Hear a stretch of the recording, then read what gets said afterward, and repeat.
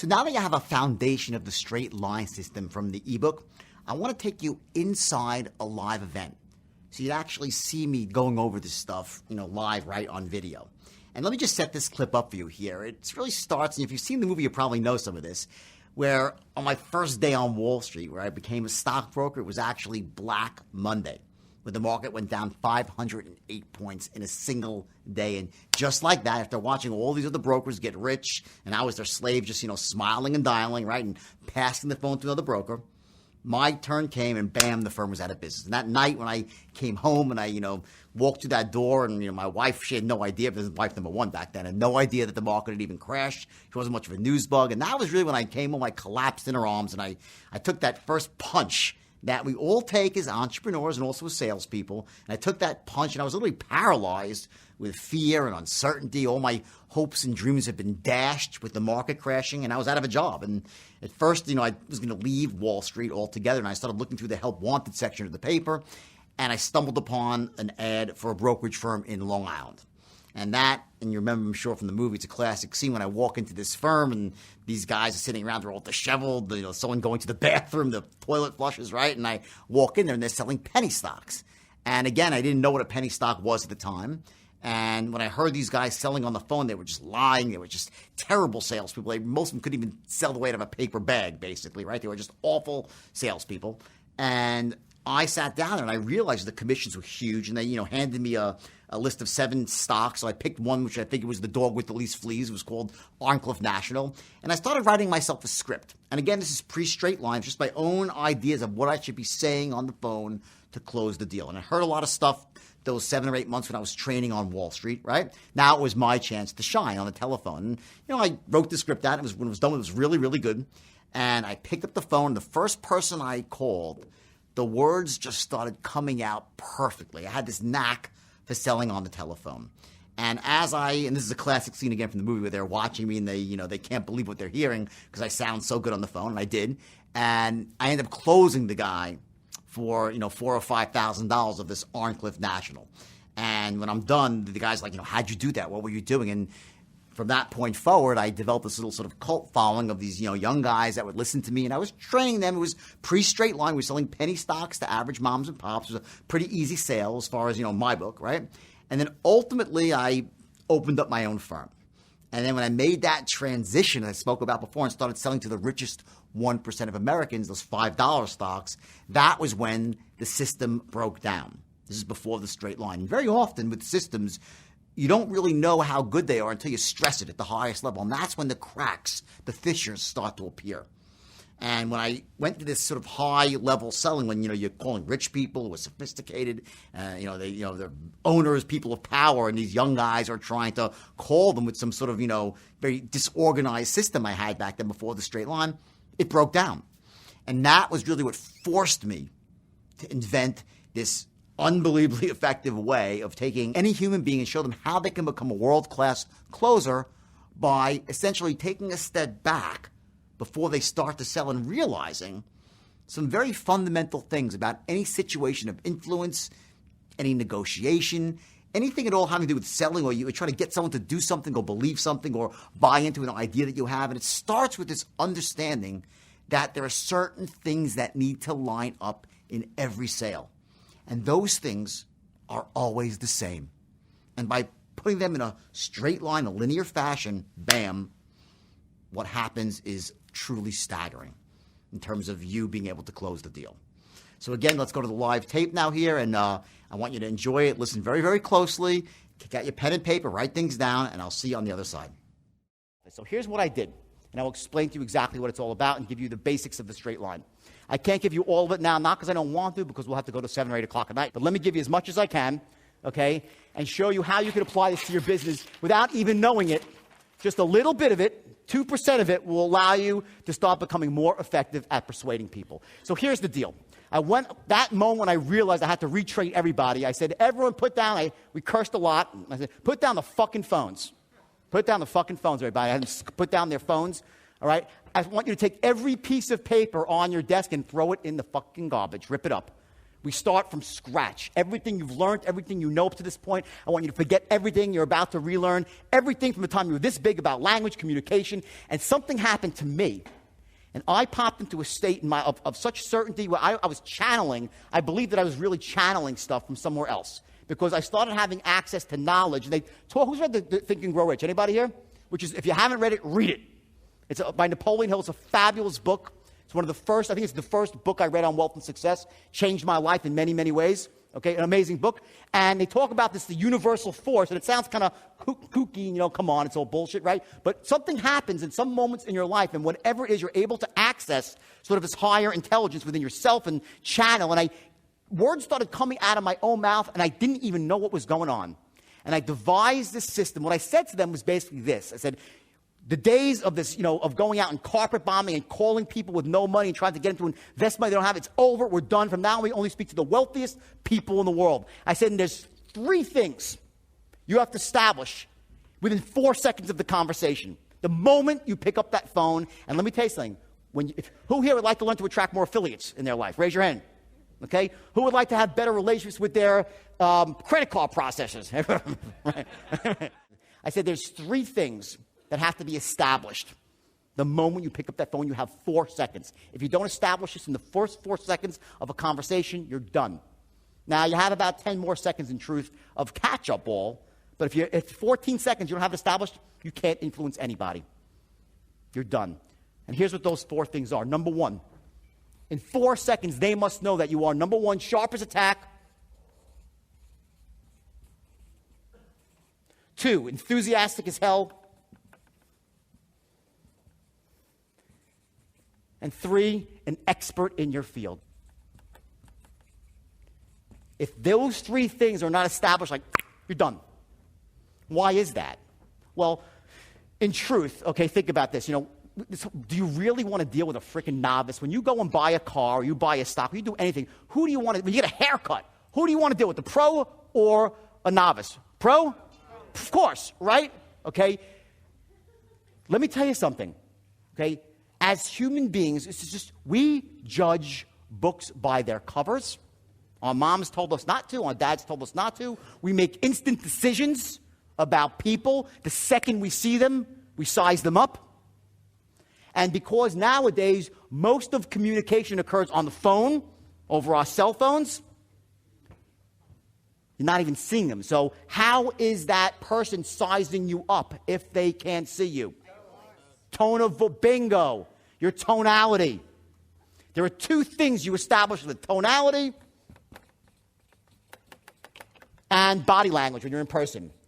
And those 2 together make up approximately 90 or 91% of human communication. And you've probably heard that or read that somewhere else. It's a fact. It's true. 91% is body language, tonality. 9% is what? The words. Yet when I walk into any phone room or hear any person, if I heard one of you on the phone trying to influence an affiliate, a credit card processor, a customer, I promise you that maybe only this many of you, a very sliver, would actually be maximizing their tonality to establish these 3 things within 4, and then you have another 10 seconds to play catch-up ball, or you're done. You're not doing it. And it's so easy to do. Overall, there are 29 tonal patterns. You're like, fuck, 29, that's too much fun. You're already using them. You just don't know it. And because you don't know what they are and what they can do emotionally to the person you're speaking to, you don't trigger them at the right time. You understand that concept? You do it, you're saying this stuff anyway. Who's had a time in their life where they felt really certain and spoke certain? Raise your hand. Okay, fine. Who here has had a time in their life when they felt like something was really in short supply and they called someone and told a secret? Raise your hand. Who's told a secret before? Who hasn't told a secret in their life? Come on. Everyone raise your hand if you told a secret. When you tell a secret, what do? You whisper, okay? Let me tell you something, okay? Whispering on a phone call, influencing, is so powerful when you whisper at the right moment, when you lower your voice, when you raise your voice, when you lower your voice. Speeding up, slowing down. Taking a declarative statement and turning it into a question. You must become the most effective communicator you can be, and that means mastering the art of tonality. Using your voice, the rhythm, the tones, to imply hidden meanings to the words that you say. What do you think happens when something's italicized in writing and you stress it? Or there's a question mark where it shouldn't be in a sales letter, and something is boldened and something is in light type. It's tonality on paper. I'm an author, and I found it very difficult to become an author. Writing did not come easy to me. It took me a long time to really become a competent writer, because I didn't realize the power of tonality through grammar and line. It's a different art. But once you master the art of tonality, influencing becomes really, really easy, because the words, the language patterns are there. I'll hand them to you on a silver platter. The language patterns to influence are there. Some of them border on hypnotic language patterns. Some of them are very basic and just cut to logical ways the brain works. Some cut to emotional reasons why people take action. But the language patterns are easy. What people don't pay enough attention to is what really influences people, which is tonality. And secondly, your body language. Here's the irony of body language. When it's in person, people start sizing up in 1/24th of a second. They did a study where this is a brain machine where they can actually see what's happening as you see a new person. And they saw, boom, 1/24th of a second, it's up and down. Huge spike, and you're down. The brain calculates that fast in body language. So when I teach people how to become effective influencers and closers, it's not about becoming some hard-charging, cliched salesperson. Sometimes that's called for in some industries. But more often, it's not about that.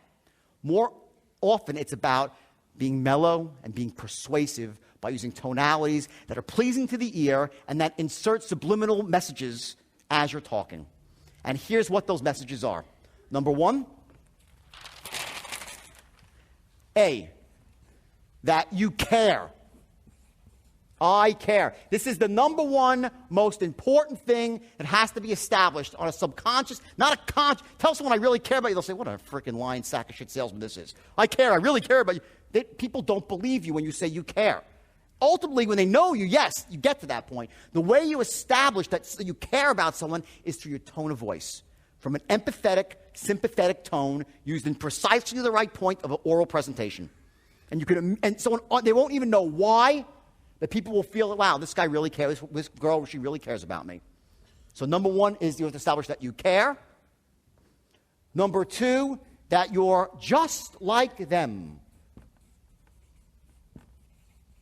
People make decisions, want to do business with people who are like them, not who are opposite of them. When you go out and join a club, a country club, or any organization, you don't say, wow, this is really a great place. There's not a soul there who's like me. No. You go and say, wow, everyone else is a cool place. They share my interests. They're just like me. So you join, you associate. When you're trying to influence somebody, okay, the perception has to be, I'm just like you. Now, the mistake most salespeople make, okay, and what I'm getting at here is something called, starts with R. Anyone want to guess it? Rapport, right, which is a word we all know well, which is the most misunderstood word in the English language, in my book. It's ridiculous. What people think constitutes rapport is often repulsive. You know what repulsive means? To repel. I don't mean like you're repulsive looking, okay? But you can either be repulsive or attractive. Who knows repulsive people? Raise your hand. We all know repulsive people. What is it about them that's repulsive? Is it usually their words? More often than not, it's their body language and their freaking tone of, you can't even talk to them. And other people, yet, when they talk to you, they have what's called charisma. You're attracted to them, you want to be around them, you want to do business with them.